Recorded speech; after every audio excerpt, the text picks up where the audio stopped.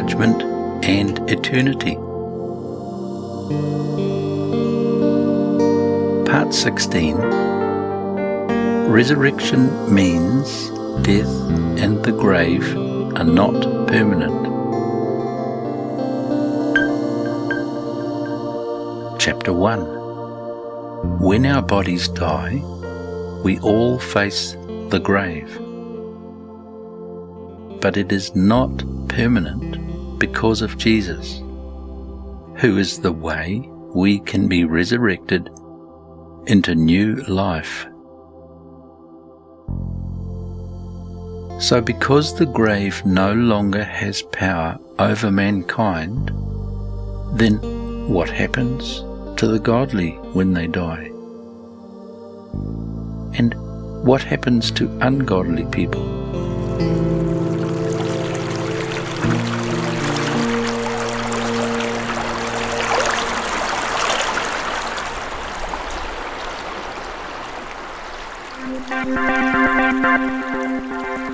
Jesus raised Lazarus from the dead, showing that death had no permanent power.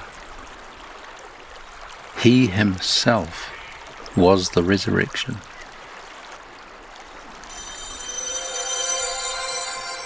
Jesus was talking to Martha just after her brother Lazarus had died. There is a detailed account of all that happened in John chapter 11, verses 1 to 53.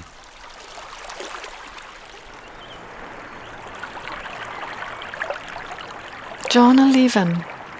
Lazarus resurrected. Jesus said to Martha, "Your brother will rise again." Martha said to him, "I know that he will rise again in the resurrection on the last day." Jesus said to her, "I am the resurrection and the life. He who believes in me will live even if he dies. And everyone who lives and believes in me will never die. Do you believe this?" She said to him, "Yes, Lord. I have believed that you are the Christ, the Son of God, even he who comes into the world." Martha believed in the traditional thought that there would be a last day resurrection. Jesus was trying to show her that the end of death had come and that life was present with them.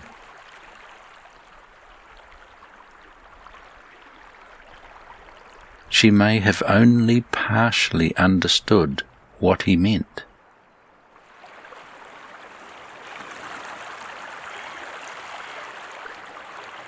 He cried out with a loud voice, "Lazarus, come forth!" The man who had died came forth.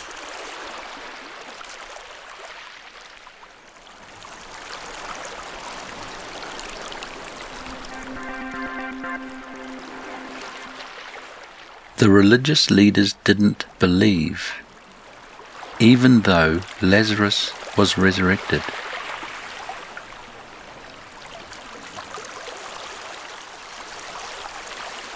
Therefore many of the Jews from Jerusalem came to Mary at Bethany and saw what he had done and believed in him. But some of them went to the Pharisees and told them the things which Jesus had done. Caiaphas, who was high priest that year, prophesied that Jesus was going to die for the nation. From that day on, they planned together to kill him.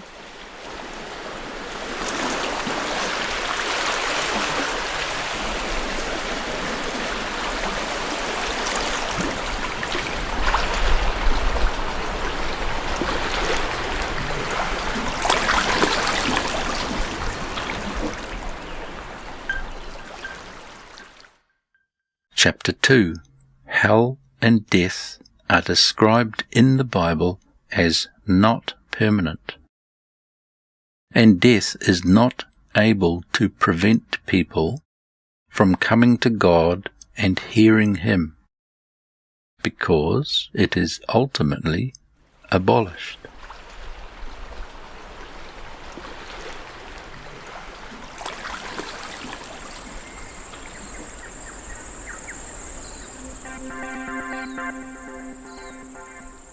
People who have been kept in Hades come out. It is not a permanent hell, but ends up destroyed.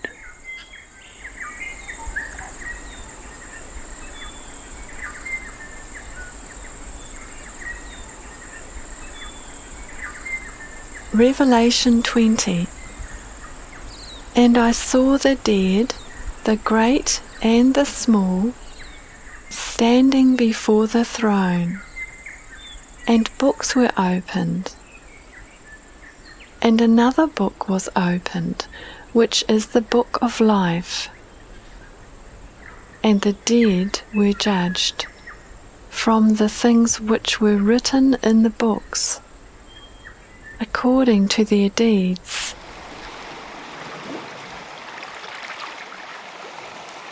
And the sea gave up the dead which were in it. And death and Hades gave up the dead which were in them. And they were judged, every one of them, according to their deeds.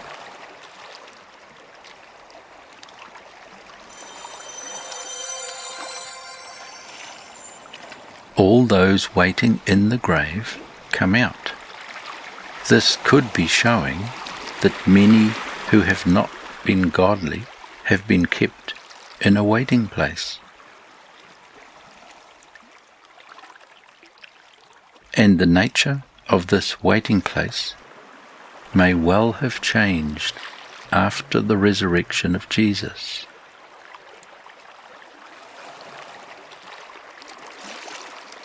Is this period of waiting different for everyone? Is it outside our human concept of time? Whatever it is, we know that the judgment they then face is God's just and impartial evaluation of how they have lived, as in Romans chapter 2.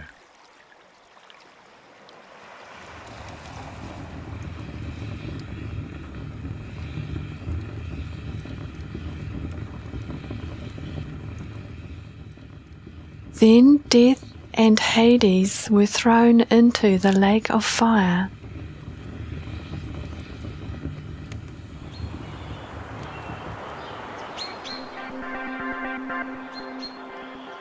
All will be made alive, and death will be abolished.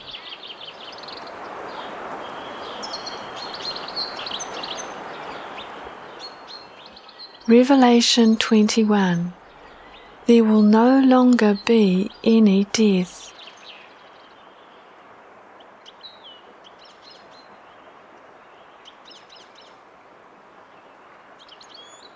First Corinthians 15.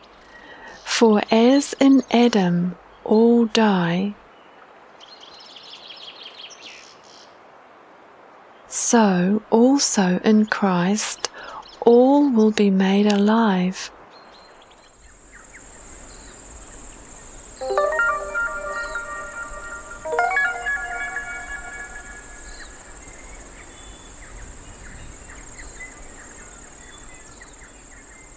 but each in his own order.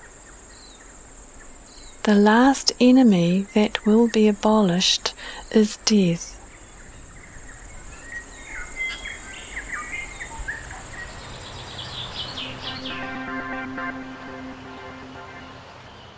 Death is swallowed up. Death, where is your victory? Hell, where is your sting?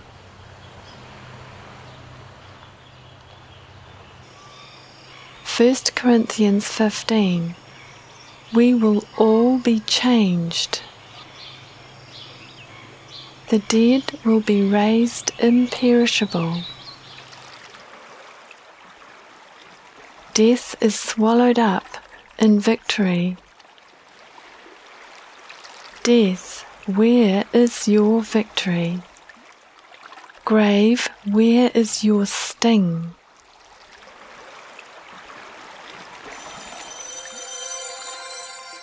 Death, where is your sting? This is quoted from Hosea 13 and is speaking prophetically of Jesus overcoming death when he died on the tree and rose again.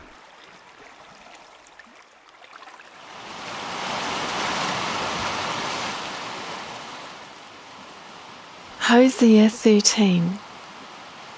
Hell, I am your distraction.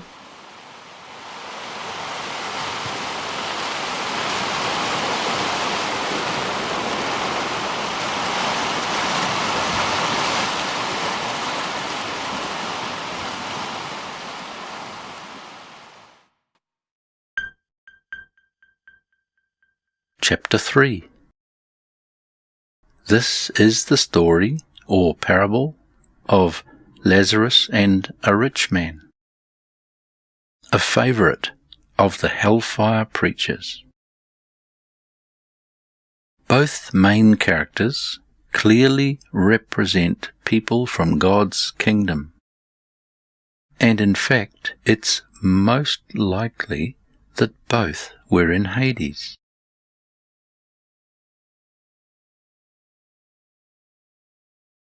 It was describing Lazarus in a different part of the same place. So it isn't about good people to heaven, bad people to hell. In fact, for those who see it, it needn't represent two different people at all.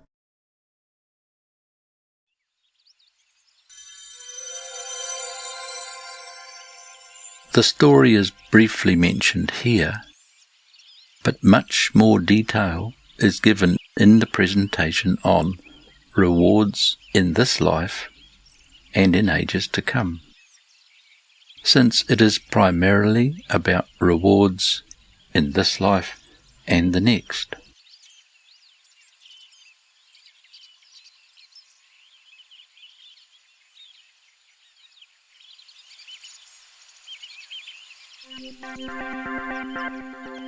What we do in this life affects what happens when we go to the grave.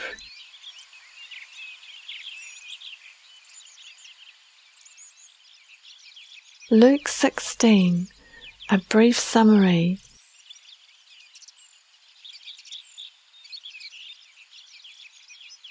There was a rich man living in splendor, and a poor man named Lazarus, covered with sores. The poor man died, and the rich man also. In Hades, the rich man was in torment, and he saw Abraham far away, and Lazarus by his side. He cried out, "Abraham, have mercy on me, for I am in agony." But Abraham said, "During your life you received your good things, and Lazarus bad things. Then he begged him to send Lazarus to warn his brothers. Abraham said, "If they do not listen to Moses and the prophets, they will not be persuaded, even if someone rises from the dead." The Lazarus that Jesus was referring to in this parable or story may well be the same Lazarus who was the brother of Mary and Martha, and the Lazarus who was Jesus' friend. He raised him back to life after he had been dead for 4 days. See John 11. In this story of Lazarus and the rich man, he makes a clear suggestion that he could raise Lazarus from the dead, but that they still wouldn't believe. Then the story ends suddenly, unfinished. But it is very likely that the raising of Lazarus, the brother of Mary and Martha, was the rest of the story.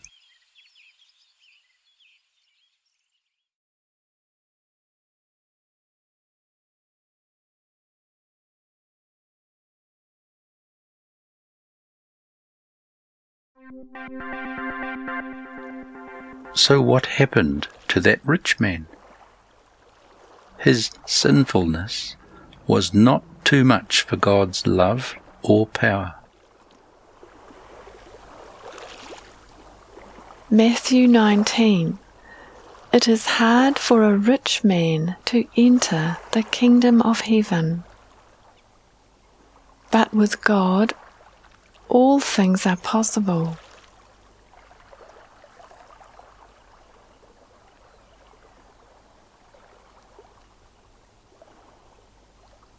Hebrews 2.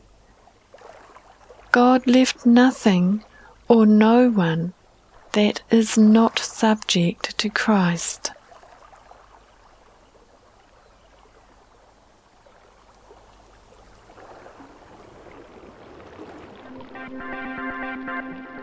Now the rich man was repentant and compassionate for others.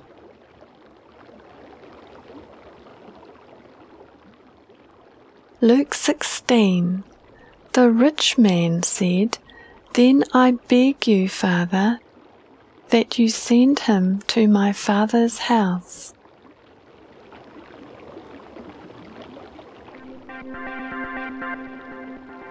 It's the redemption of the soul of all peoples, both rich and poor, that is precious to God.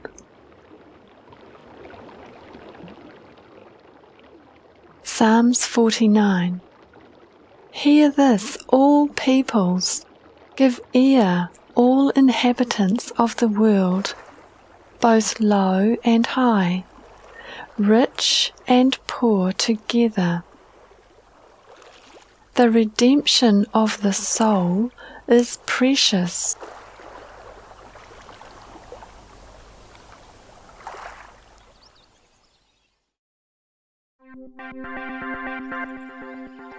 So when a person dies, all the pomp and recognition and foolishness is separated and assigned to the fires.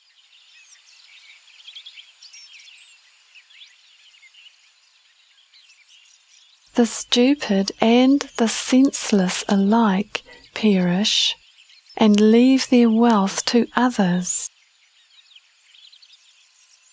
Man in his pomp does not endure. The way of those who are foolish is that they are appointed for Sheol.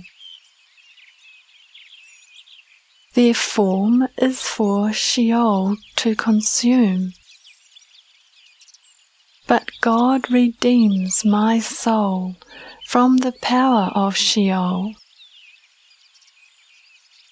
Do not be afraid when a man becomes rich, for when he dies, he carries nothing away. His glory does not descend after him. Though while he lives, he congratulates himself, and though men praise you when you do well for yourself, they never see the light. Man in his pomp, who is without understanding, as if in a proverb, he can be compared with beasts that are destroyed. So what happened to this rich man? Since Hades is not permanent, he was not to remain in that troubling state. What is known for sure is that he lost his wealth and lost his pomp and praise from men.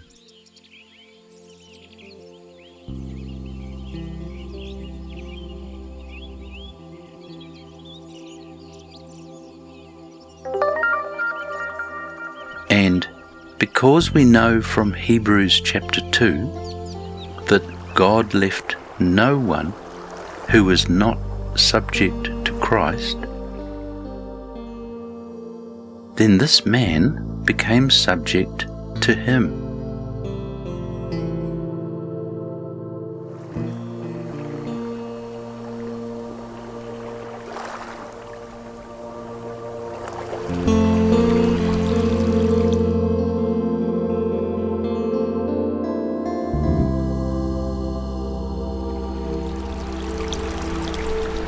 This was Hell, Judgment and Eternity, Part 16.